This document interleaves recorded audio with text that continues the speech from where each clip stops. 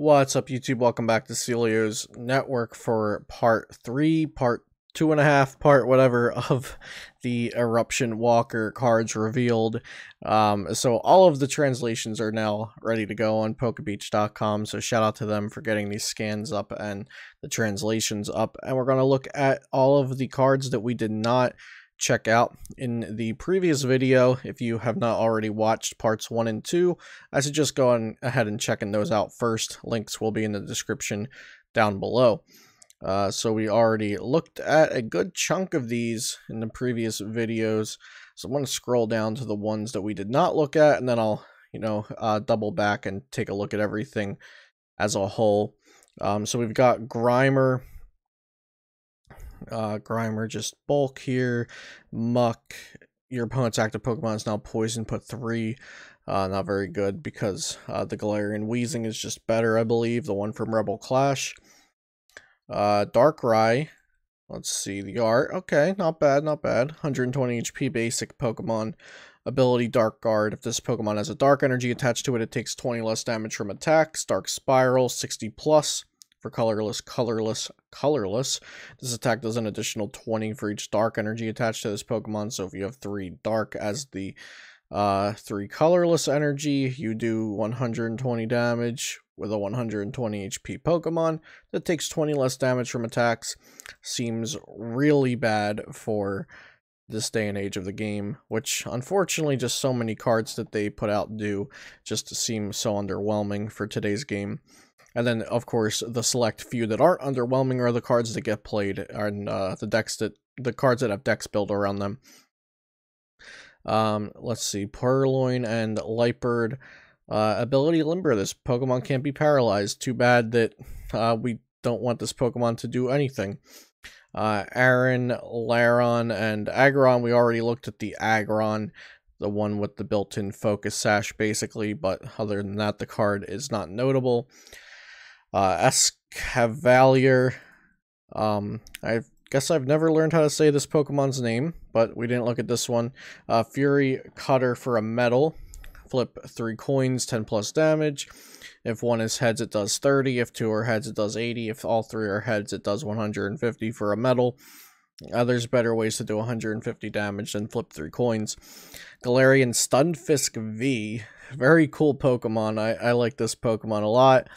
Ability Metal Skin. This Pokemon's max HP is increased by 20 for each metal energy. Okay, so let's say we got 3 metal energy on this guy. It's 260 HP. Not bad.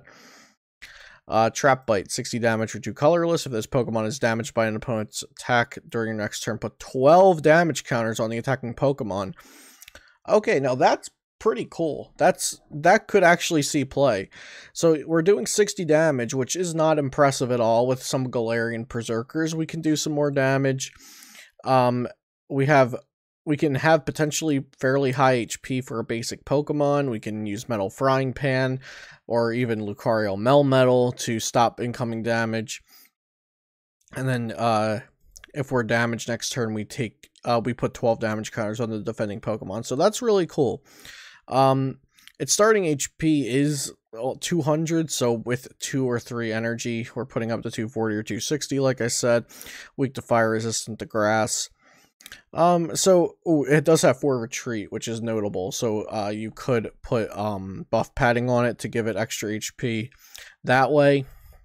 So not complete garbage. It could actually see play. That's kind of cool. I like the theme that they went with this Pokemon, the Trap Bite, since that's kind of its thing in the video game. It like sits on the floor and it looks like a Pokeball and then it bites you. So I think they gave this Pokemon 2 really cool things. Hopefully it can see some play because of it. Then we have Sentret and Furret. Feeling fine, draw 3 cards. Not good enough. Furret, sorry about that. Bunnelby has Mad Party. Okay, so this is the 4th Pokemon with Mad Party, if I'm not mistaken. So we have 4 Pokemon with Mad Party, and this is another one that does the attack for just a twin energy, so that's really good. The bad part is that this has 40 HP, and I believe all the other Mad Party Pokemon are pretty low HP as well. So that just doesn't seem that great with Dragapult VMAX being a really good deck, but we'll double back and look at all the Mad Party Pokemon when we get to the end of the cards. Fletchling, Bulk, new Corviknight, 160 HP, looks like it's a holo rare. Flying Taxi ability. Once during your turn, when you play this card from your hand to evolve a Pokemon, you may choose one of your Pokemon, excluding any Corviknight, and return that Pokemon and all cards attached to it to your hand. Okay. Instant Super Scoop Up for evolving a Stage 2 Pokemon. I don't think that's very good, so probably won't see play. Dubious Canned Goods. So looks like they changed the name of that. This is just the psychic item that we looked at earlier. Lookalike Bell, we already saw. Old Computer. Flip 2 coins at both our heads, choose one card from your discard pile, reveal it, and put it into your hand. That's an insanely strong item card if you flip both heads. If both coins are heads. I don't like that they're making so many flippy cards though. But excuse me. If you do get the 25% chance of getting 2 heads in a row off of this, that's a very strong card. But you know, you have to flip 2 coins and get 2 heads, so probably not worth the deck space. Then we have Big Parasol. We already looked at this in the previous video in part 2. Then we got some new supporters. We got Kabu. Shuffle your hand into your deck and draw 4 cards. If you only have one Pokemon in play, draw 8 cards instead. Huh. So really strong going second, like on your first turn going second.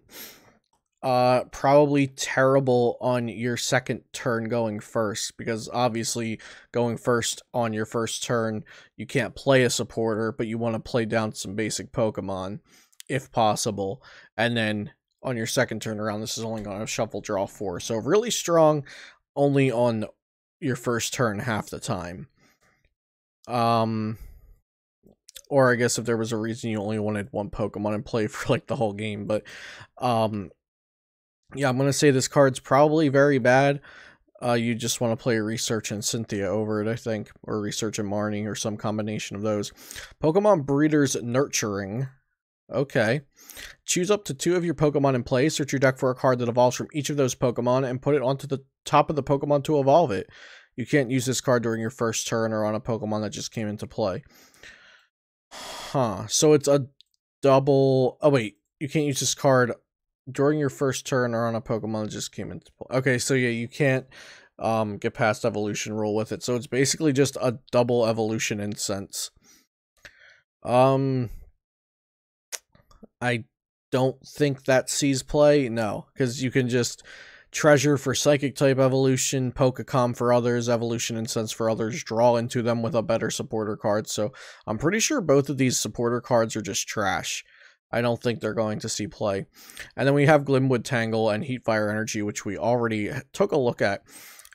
So let me go ahead and, what's it called? Mad Party. Okay, so it shows up 14 times, but that's because it's on attacks and abilities. Okay, so we have the Galarian Mr. Rime.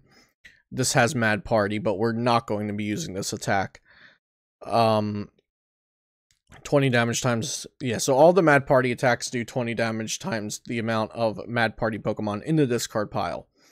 And then Galarian Mr. Rime has this really weird ability that we're not going to be using. And then we have Dedenne with Mad Party, also a Pokemon we're not going to be using in this hypothetical deck because it attacks for Psychic Colorless, but it has Mad Party, so we aren't going to use it to attack, but we will use it in this hypothetical deck. And then we have Poltegeist with the really cool ability T-Break. Discard a Mad Party Pokemon from your hand and draw 2 cards. So it's a draw engine, and it puts the Pokemon to the discard pile. And it has Mad Party itself. So that's the 3rd Pokemon. And then we have a Bunnelby with Mad Party for just a Twin Energy. So that's 16 total Pokemon. So let's say you have 12 of them in your discard pile, and you have 4 to attack with left over. I mean, of course, you'd be playing ordinary rods and whatnot for this deck in theory.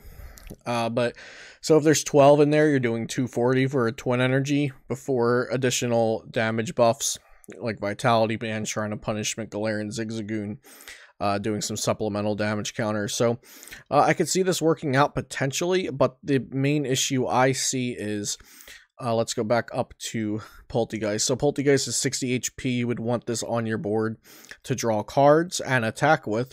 And Bunnelby is 40 HP, I think. And you're going to probably want to attack with that one too. And so 40 HP and 60 HP, that sounds terrible versus Malamar decks and versus Dragapult VMAX. And that alone, just Dragapult VMAX, since I think Dragapult VMAX is going to be such a commanding archetype in the meta previous to this set coming out, I'm not really sure if a deck that's all about those little guys can really survive.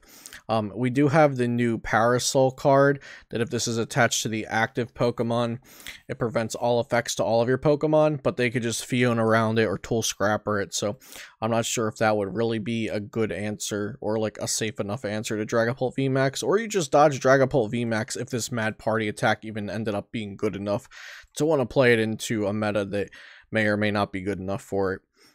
So I just wanted to talk about that since I think the Mad Party thing's pretty cool, since it's basically like Night March 2.0, or maybe not even 2.0. It's like Night March, Lost March kind of thing, but it also has a draw engine, and I think the draw engine is very cool, but the damage output, not so much. Like, maybe they could have made it like 30 for every Mad Party Pokemon in the discard pile, but then cap it at a certain amount. So like 30, but you can't do more than 270 or something like that. But then that could also get out of hand versus non-VMAX decks. The big problem is that if you're going to build this one-shotting single prize deck and then it can't one-shot a lot of the format, that sounds like an issue. And you can't really be a single prize deck that's two-shotting things because of ADP. But maybe in the future when ADP isn't a thing anymore, the game can be a little different. So yeah, that's the entirety of Eruption Walker according to PokeBeach. So shout out to PokeBeach. And just a little bit of a recap, the VMAX cards in this mini set are Butterfree VMAX, which, as beautiful as the card looks, it is disappointingly bad. The Centiskorch VMAX, which is pretty good and I think could see play. And we also are getting the Gardevoir VMAX, which is pretty good and I think can see play since it has Horror Energy and it has the new Psychic item as well that heals.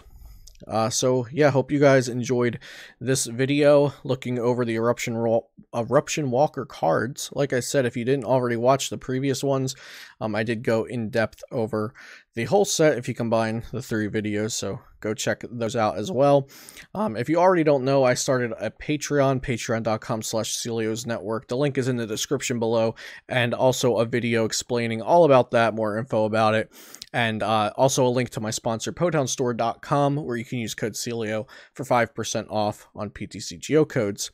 Subscribe to the channel if you enjoyed the content and you would like to see more videos like this in the future, and I'll see you next time here on Celio's Network.